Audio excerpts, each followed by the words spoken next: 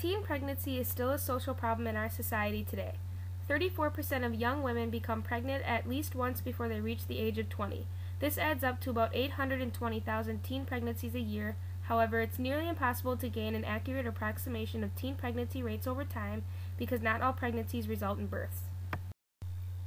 While the country was getting more industrialized, teen pregnancy was acceptable and even encouraged. Media told teens to get married and have children at an early age. Teen pregnancy was just a way of life until the problems that came with it started to be recognized. In the 40s, 50s, and 60s, the country saw its highest teen pregnancy rates. In the 60s, almost 1/3 of females had their first child before reaching age 20.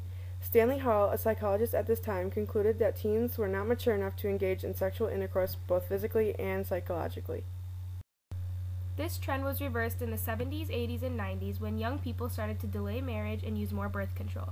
In the 90s, 25% of babies were born to unmarried women, with only 1/3 of them being from teen mothers.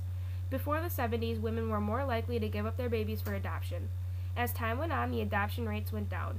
In the 90s, 9 out of 10 mothers decided against adoption and chose to keep their children. In the 80s and 90s, people really started to look into the effects of teen pregnancy, and it was declared to many as immoral. In 96, a law was passed that put restrictions on government aid to unwed teen mothers. Now in the 21st century, the rates are declining. However, the social view of teen pregnancy is still steady. From 1991 to 2002, there was a 30% decline in the teen birth rate from ages 15 to 19. As of right now, the Hispanic community has the highest teen birth rate. In general, the U.S. has the highest teen pregnancy rate in the industrialized world. More specifically, Nevada has the highest rate in the U.S., with 113 out of every 1,000 teens getting pregnant. That is a startling statistic. There are multiple repercussions to having a child as a teen. Not only does the baby have a heightened chance to have multiple birth defects such as breathing issues, brain bleeding, vision loss, and other life-threatening diseases, but the mothers also have a higher chance of developing anemia and high blood pressure during pregnancy.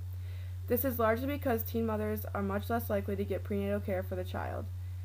This multiplies chances for pregnancy complications.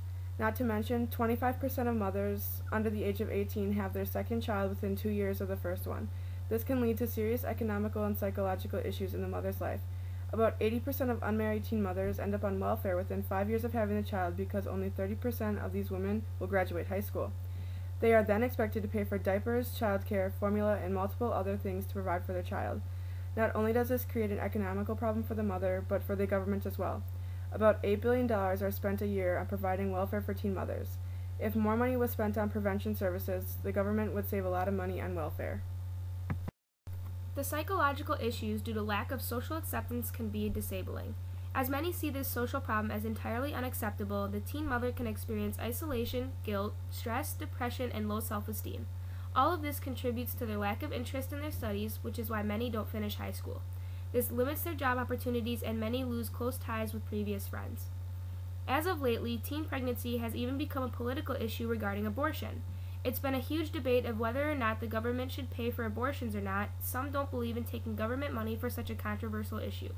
It's become a key issue in the presidential election coming around this November. It will be interesting to see where this problem goes. The other people we need to think about in this problem is the actual child. It's been said that the daughters of teen mothers are 3 times more likely to have a child as a teen as well. The sons of teen mothers are said to be twice as likely to end up in prison for alcohol and drug abuse issues, among other things.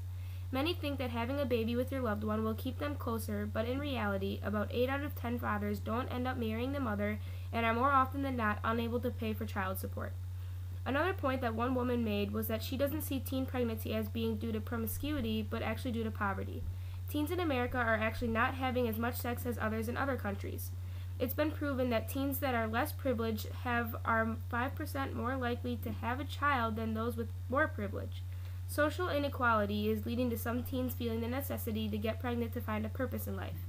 If we address the issue of lack of economic opportunity and reduce poverty, some believe reducing teen pregnancy would soon to be following.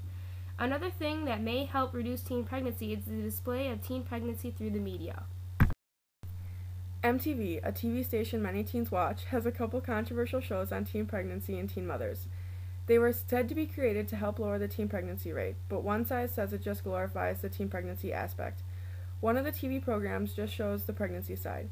16 and Pregnant was created to show the trials and tribulations that come with being pregnant as a teenager. They show the teens struggle with the decision to either keep the baby or look into other options available. It is meant to show the viewers that there are many different options to consider when having a baby.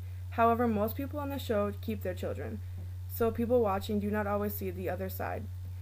In the first season, viewers saw Caitlin and Tyler give their baby Carly up for adoption. That was a first for 16 and Pregnant. People at home thought that the show became a more realistic source for teens struggling with the choices they had to deal with during pregnancy. During 16 and Pregnant, you only see the pregnancy side of the teens' lives. Many wanted to see what it was like for the teens after they chose to either keep their babies or give them up for adoption.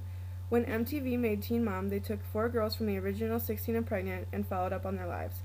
Many saw this as a necessary step in order for teens to see the effects on a child on a teenager. Everyone got to see the toll adoption took on Caitlin and Tyler, but they also got to see the things that they get to accomplish in their life as opposed to the teens that kept their babies. In Teen Mom, people see that the teens on the show are sometimes alone, have no money, and no more free time. That gives the message that having a baby should be postponed until they are done with school and have well-paying jobs. The last and one of the most important aspects of teen pregnancy is prevention. The easiest way to do this is to delay sex, abstain from it completely. However, not everyone is going to abstain from it, so the next step is to make contraception options available. Teens should be knowledgeable of the different options they have if they do choose to have sex. They should also be taught about emergency contraception, such as the day-after pill. We believe that when teens are told to be abstinent, it makes them want to do it more because of curiosity in some cases. We don't think that the only policy taught in school should be abstinence because if teens do choose to become sexually active, they need to be aware of protection options. If this was the policy and if schools were to teach about protection, then teen pregnancy rates would go down. There will never be 0% teen pregnancy, but it's possible to lower the current rate.